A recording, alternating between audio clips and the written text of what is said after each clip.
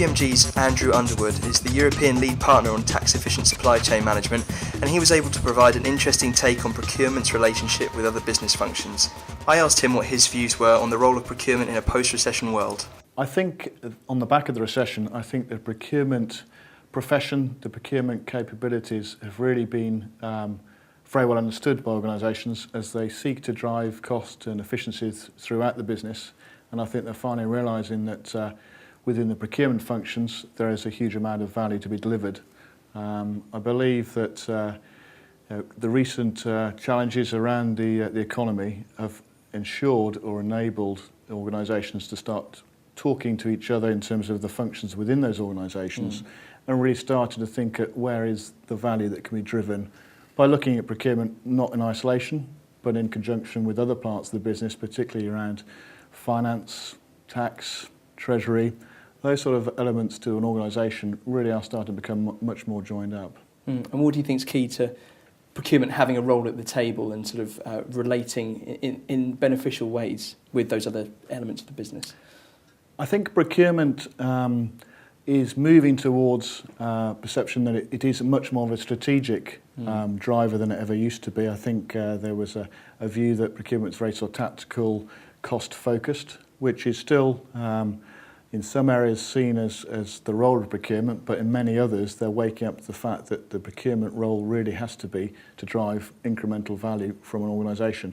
Much of that can be done from a procurement standpoint, but a lot more can be delivered from other parts of the organisation, particularly from the demand management side and also integrating with other parts of the organisation.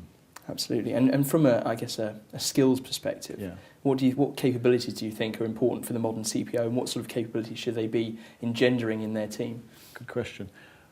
I think there are a number. I think firstly there needs to be a fundamental proven capability in the areas of procurement, both from a management of direct and indirect categories. I think they need to be demonstrating to the rest of the business that they really are a centre of excellence for procurement in those areas.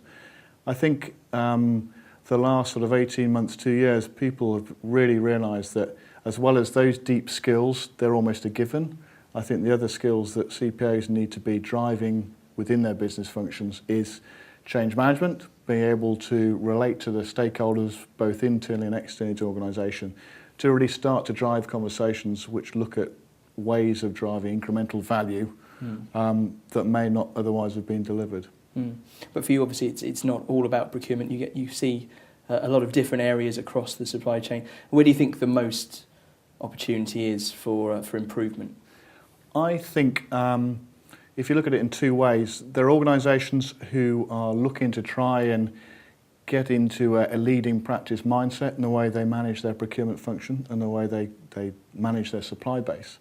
And then there's the other organisations who've already got to that point. They're pretty mature. They've got a very clear category management structure and an ability to leverage their scale and scope as an organisation, both within a business unit or across countries and across regions. They're starting to realise that there's actually an opportunity by linking in with other parts of the business to drive this incremental value, such as tax efficiencies that might come from that. But to do that, they need to actually be in contact and liaising with these other parts of the business to be able to drive those benefits. Well, you mentioned tax efficiency. I suppose tax efficient procurement is definitely something that you're interested in, is really much a focus for you. Yes, we're seeing a huge amount of interest in that area at the moment. I think the recession has driven a different mindset in terms of looking at costs within an organisation. I think businesses are realising that tax is but another cost in their business, which historically may not have been an area which organisations felt they could address.